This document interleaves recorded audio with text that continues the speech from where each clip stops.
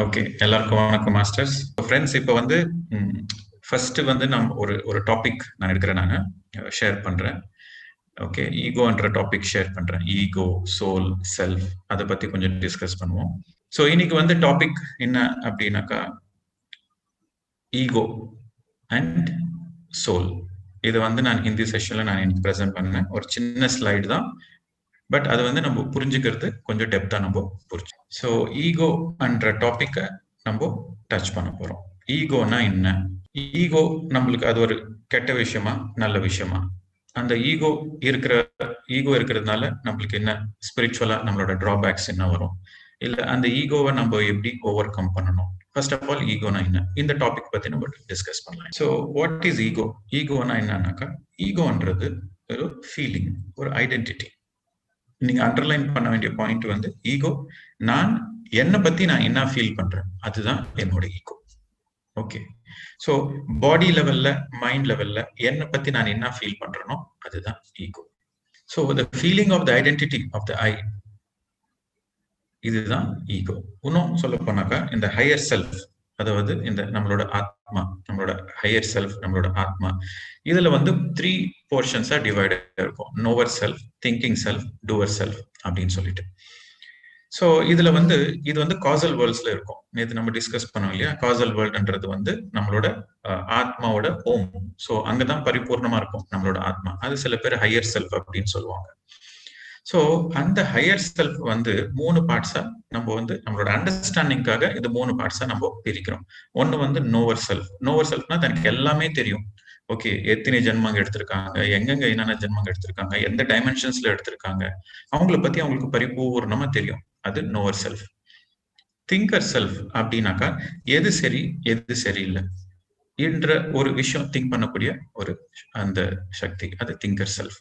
Doer self அப்படின்னா, நம்மளோட பாடங்கள்லாம் பாத்தீங்கன்னாக்கா, ஆஸ்ட்ரல் வேர்ல்ட்ஸ்ல, மென்டல் வேர்ல்ட்ஸ்ல, காசல் வேர்ல்ட்ஸ்ல, இங்கதான் நம்மளோட மெயின் ட்ரைனிங் இருக்கும். நம்ம கத்துக்க வேண்டிய பாடத்தோட ட்ரைனிங் அங்கதான் இருக்கும். ஹையர் வேர்ல்ட்ஸ்ல தான் ட்ரைனிங், மேக்சிமம் ட்ரைனிங் இருக்கும்.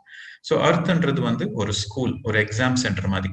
நம்ம ஹையர் வேர்ல்ட்ஸ்ல கத்துக்கிறது நம்ம சரியா கத்துருக்கிறோமா இல்லையா அப்படின்ட்டு டெஸ்ட் பண்ணக்கூடிய ஒரு பிளேஸ் தான் பிளானட் எர்த். ஸோ இங்க வந்து ஆக்ஷன் தான் இருக்கும். பிளானட் எர்த்ல ஆக்ஷன் நிறைய இருக்கும், டூயிங். ஸோ இந்த டூவர் செல்ஃபுக்கு தான் அந்த ஈகோ என்ற ஆஸ்பெக்ட் நம்மளுக்கு வரும். ஏன்னா இந்த டூவர் செல்ஃப் வந்து பாடி அண்ட் மைண்டோட கனெக்ட் ஆயிருக்கும். ஸோ இந்த டூவர் செல்ஃப் தான் இந்த ஈகோ ஐடென்டிஃபை பண்ணியிருக்கோம். நோவர் செல்ஃப்க்கு திங்கர் செல்ஃப்க்கு ஈகோன்றது இருக்காது. ஸோ இந்த ஃபார் எக்ஸாம்பிள்ஸ், நீங்க இந்த டயக்ராம் பார்த்தீங்கன்னாக்கா உங்களுக்கு தெரியும். ஓகே, நான் ஒரு பெரிய பிசினஸ் மேன். ஓகே, நான் ஒரு பெரிய ஸ்போர்ட்ஸ் மேன். நான் வந்து ஒரு 2 அழகான குழந்தைங்களுக்கு ஒரு அம்மா. நான் வந்து ஒரு பெரிய மியூசிஷியன். நான் வந்து இந்த பிரைஸ் வாங்கியிருக்கிறேன். நான் வந்து ஒரு பியூட்டிஃபுல் லேடி. நான் வந்து ஒரு ஹேண்ட்சம் மேன். ஸோ இந்த உங்களோட மைண்ட் பத்தின ஃபீலிங்ஸ், இதுதான் ஈகோ. உங்களை பத்தி நீங்க என்ன நினைச்சுக்கிறீங்களோ, உங்களோட மைண்ட் அண்ட் பாடி கனெக்ஷன்ல உங்களை பத்தி நீங்க என்ன நினைச்சுக்கிறீங்களோ, இதுதான் ego. As simple as that. சரி, ஓகே. இப்போ இந்த ஈகோவோட குவாலிட்டிஸ் என்ன? இந்த மாதிரி நீங்க நினைச்சிருக்கீங்க. ஈகோன்றது உங்களோட ஃபீலிங், உங்களை பத்தி நீங்க நினைக்கிற ஃபீலிங், இது வரைக்கும் புரிஞ்சிருக்கு. பட் அந்த ஈகோ எப்படி இருக்கும் அப்படின்னா, அந்த ego is equal to ignorance and arrogance. ஏன்னா அது ஒரு லிமிட்டெட் செல்ஃப் தான். அந்த முழு ஆத்மாவில ஒரு சின்ன போர்ஷன் தான் ஈகோ.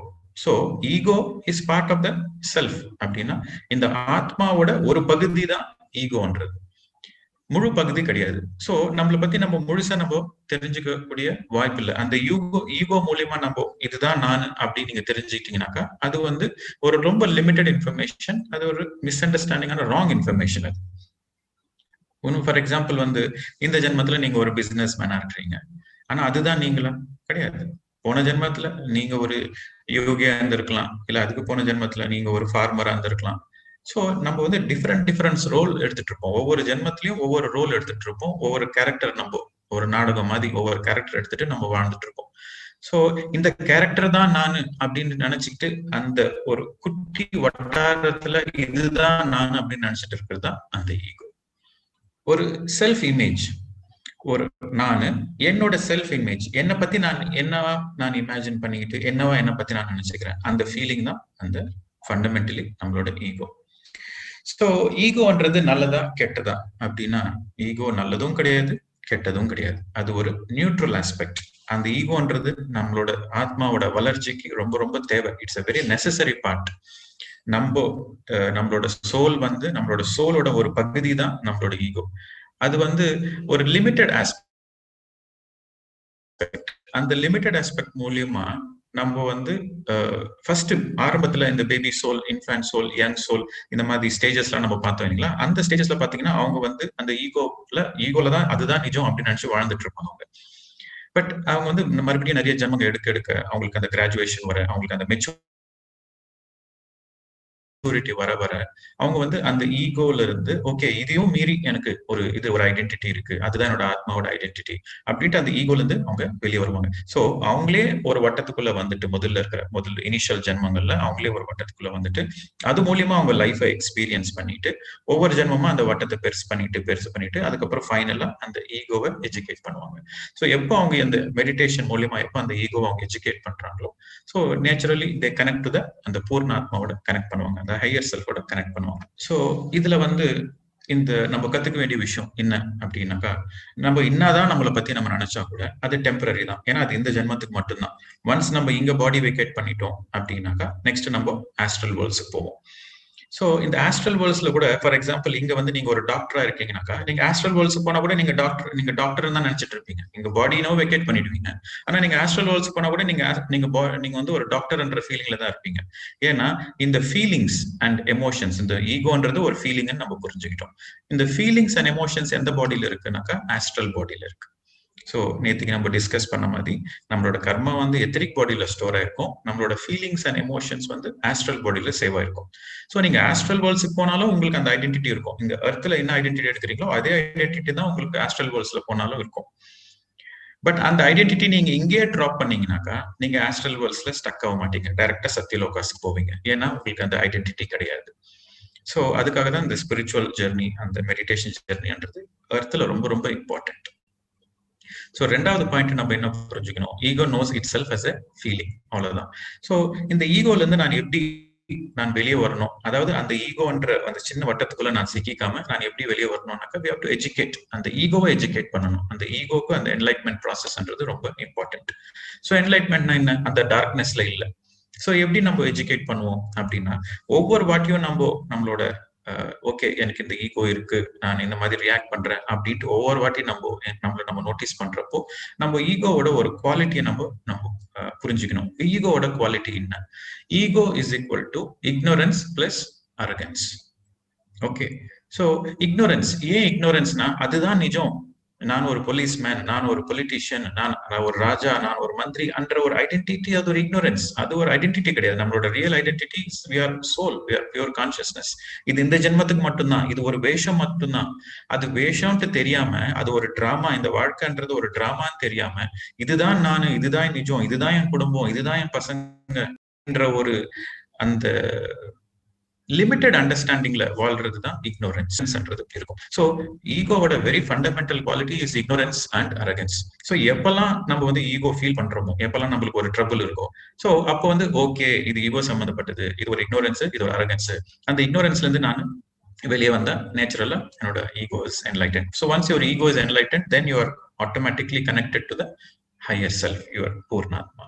ஸோ இப்போ வந்து நம்ம இந்த ஆத்மா பத்தி செல்ஃப் ன்றது ஆத்மா, கம்ப்ளீட் ஆத்மா. சோ இந்த செல்ஃபை பத்தி நம்ம கொஞ்சம் தெரிஞ்சுக்கலாம். சோ இந்த செல்ஃப்ல வந்து பாத்தீங்கன்னாக்கா 3 பாகங்களா நம்ம வந்து பிரிச்சுக்கலாம். ட்ரை யூனியன் செல்ஃப் அப்படின்னு நம்மளோட அண்டர்ஸ்டாண்டிங்க்கு. சோ ஃபர்ஸ்ட் வந்து டூவர் செல்ஃப். இந்த டூவர் செல்ஃப்ன்றது தான் இன்கார்னேட் ஆகும் பிசிக்கல் பாடியில, டூவர் செல்ஃப் தான் இன்கார்னேட் ஆகும். அதுக்கப்புறம் திங்கர் செல்ஃப் அண்ட் நோவர் செல்ஃப் ரெண்டுமே காசல் வேர்ல்ட்ஸ்ல இருக்கும். சோ நம்மளோட ஆத்மா காசல் வேர்ல்ட்ஸ்ல ஒரு 100% இருந்தா 100%மே இன்கார்னேட் ஆகாது.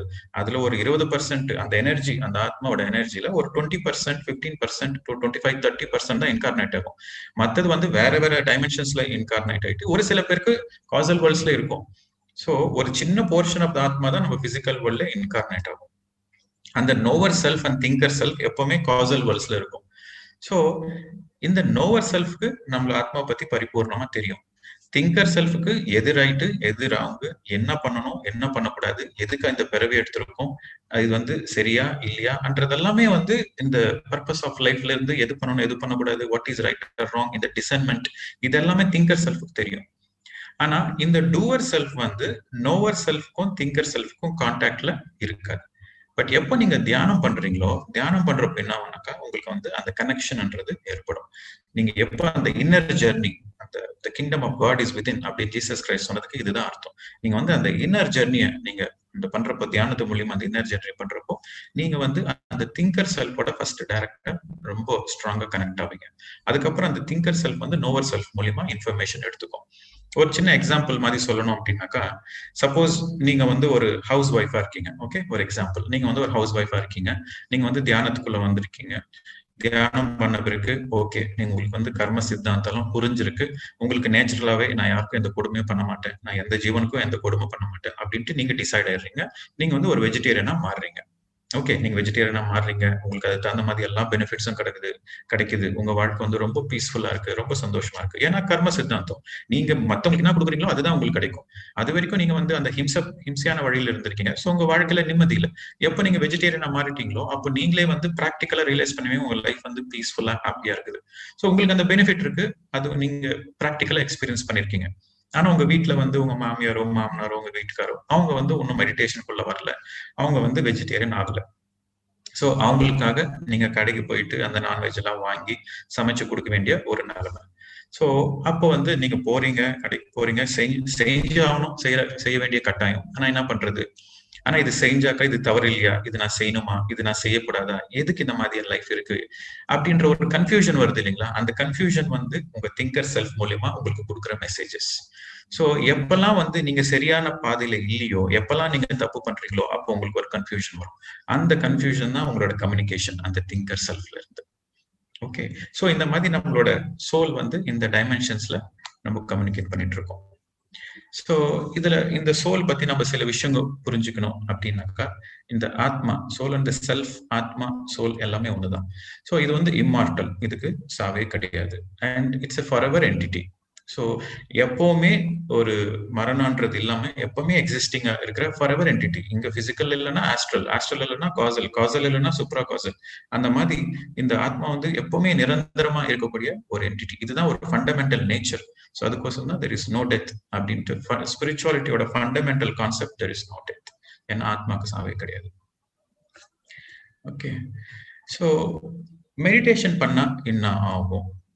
மெடிடேஷன் பண்றப்போ ஏற்கனவே நம்ம டிஸ்கஸ் பண்ண மாதிரி இந்த டூவர் செல்ஃபும் அந்த திங்கர் செல்ஃப் அண்ட் நோவர் செல்ஃபோட ஜாயின் ஆகும். ஸோ அதாவது அந்த எனர்ஜெட்டிக் கார்ட்ஸ் வந்து கனெக்ட் ஆயிருக்கும். ஸோ எப்போ நம்மளுக்கு இந்த எனர்ஜி கார்ட்ஸ் கனெக்ட் ஆகுதோ, ஓகே அகம் பிரம்மாஸ்மி, நான் நினைச்ச மாதிரி நான் இந்த உடம்பு கிடையாது, நான் வந்து ஒரு இந்தியனு, நான் வந்து ஒரு தமிழ் ஸ்பீக்கிங்கு, நான் வந்து ஒரு தெலுங்கு ஸ்பீக்கிங்கு, நான் பணக்காரன், நான் ஏழை, நான் அது, நான் இது, இந்த எல்லா ஐடென்டிட்டிஸுமே தொலைங்கி போயிட்டு உங்களுக்கு வந்து ஓகே நான் ஒரு பியூர் கான்சியஸ்னஸ், நான் ஒரு பியூர் ஆத்மா என்ற விஷயம் நீங்க வந்து பிராக்டிக்கலா எக்ஸ்பீரியன்ஸ் பண்ணுவீங்க. இதேதான் என் லைஃப்ல கூட நடந்துச்சு. நான் ஸ்டார்டிங் மெடிடேஷன் பண்றப்போ எனக்கு வந்து மிகப்பெரிய ஒரு மாற்றம் என்னன்னாக்கா, வித்தின் 1 வீக் நான் ஒரு வெஜிடேரியனா மாறிட்டேன். யாரும் எனக்கு வெஜிடேரியன் ஆகும்னு சொல்லல. அப்ப நான் என்னோட ஜெர்னி வந்து ஆஸ்திரேலியால என்னோட ஓன் பிராக்டிஸ் தான்.